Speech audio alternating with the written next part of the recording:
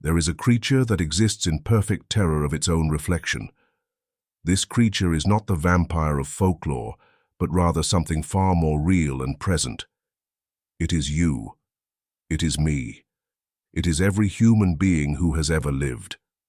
Scientists have discovered that when shown their face in a mirror for extended periods, most people begin to see monsters, demons, or distorted versions of themselves staring back.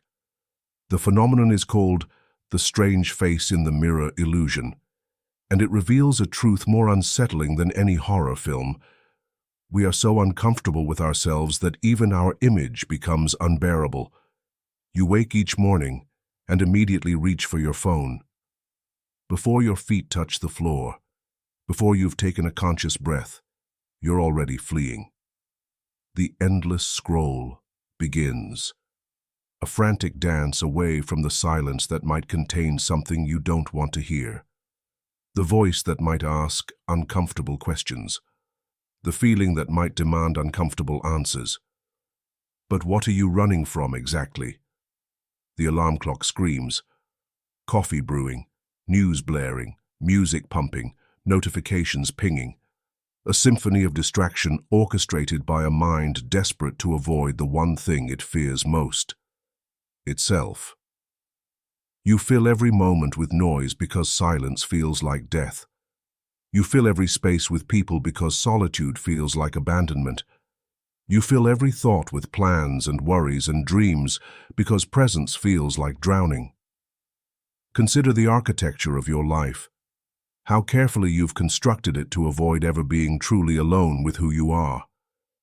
The constant busyness that feels so important, so necessary. The relationships that keep you perpetually explaining yourself to others, so you never have to explain yourself to yourself. The goals that always exist in some distant future, ensuring you never have to fully inhabit this moment, this breath, this irreducible fact of your existence. You are Sisyphus, but the boulder you push up the mountain is not a punishment imposed by the gods. It is your own refusal to turn around and see what you're running from. Watch yourself in conversation. Notice how quickly you deflect when someone asks how you really are.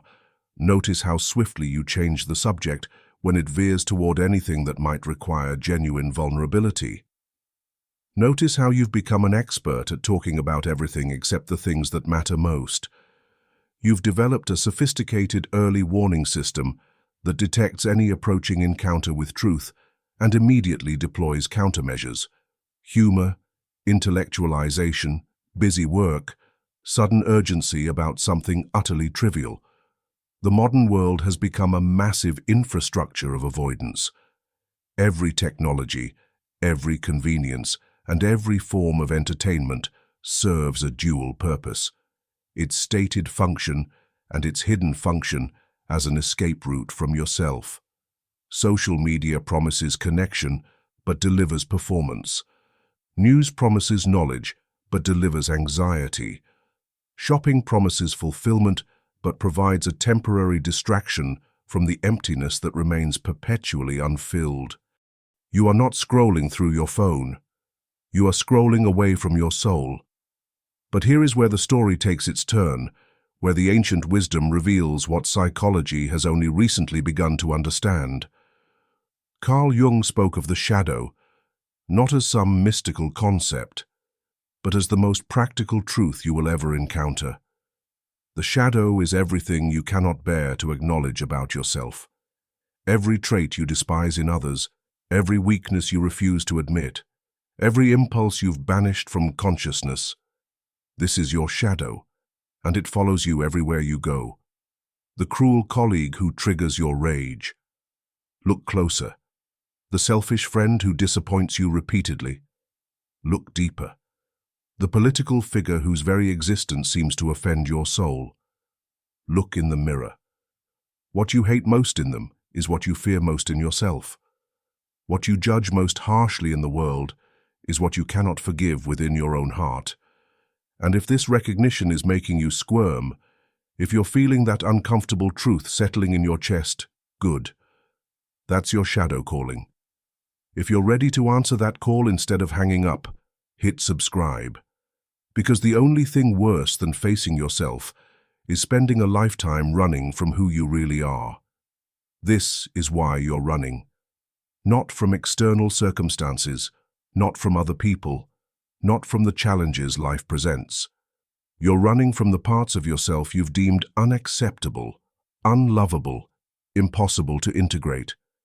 You've created an idealized version of who you think you should be, and spent your entire life trying to maintain the exhausting performance of being that person, while simultaneously fleeing from any evidence of who you actually are. But the shadow doesn't disappear because you ignore it. It grows stronger in the darkness of your denial. It begins to run your life from the unconscious, making your decisions, choosing your relationships, sabotaging your dreams in ways you cannot see but always feel.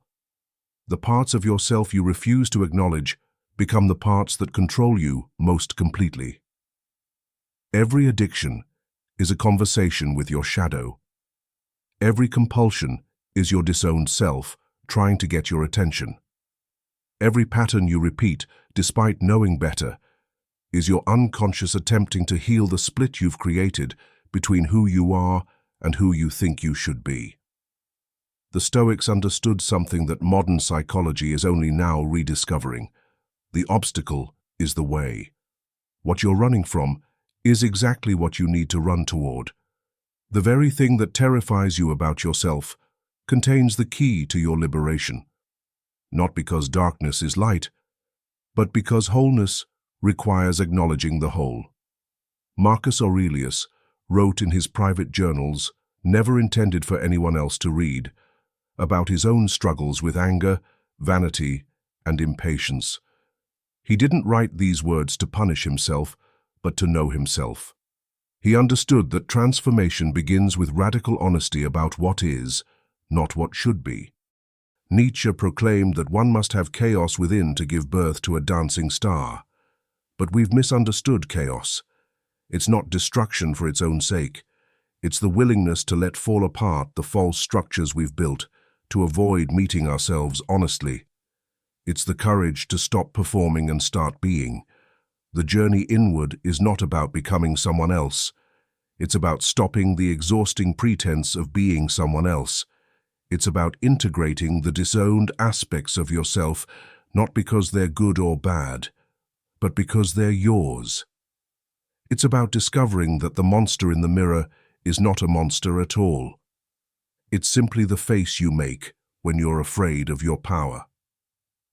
What would happen if you stopped running? What would happen if you turned toward yourself with the same compassion you'd offer a frightened child?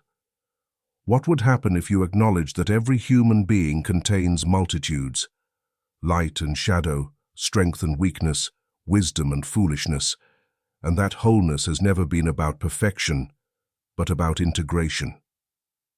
The path toward yourself is not comfortable, but it is the only path that leads anywhere real. Every other road is circular, bringing you back to the same familiar patterns, the same unconscious choices, the same quiet desperation dressed up as busy living. You have been running from yourself, and you didn't even know it. But now you do. And in this moment of recognition lies infinite possibility. The chase scene ends not when you finally escape yourself, an impossible task, but when you finally stop running and discover that what you were fleeing from was exactly what you were searching for all along. The creature that exists in perfect terror of its reflection can choose in any moment to look into the mirror with curiosity instead of fear, with acceptance instead of judgment, and with love instead of avoidance. The strange face you see staring back might not be a distortion after all. It might be the first glimpse of who you are when you're not performing who you think you should be. The journey home to yourself begins with a single step, the willingness to stop running and start being, right here, right now, with all of who you are, not just the parts you've deemed acceptable. Your shadow is waiting, not to destroy you, but to complete you. The very thing you've been running from is the doorway to the freedom you've been running toward. Stop. Turn around. Look. The chase is over. The real adventure is about to begin. And if you're ready for that adventure, like and subscribe for more journeys into the depths of what it means to be human. Thanks for watching.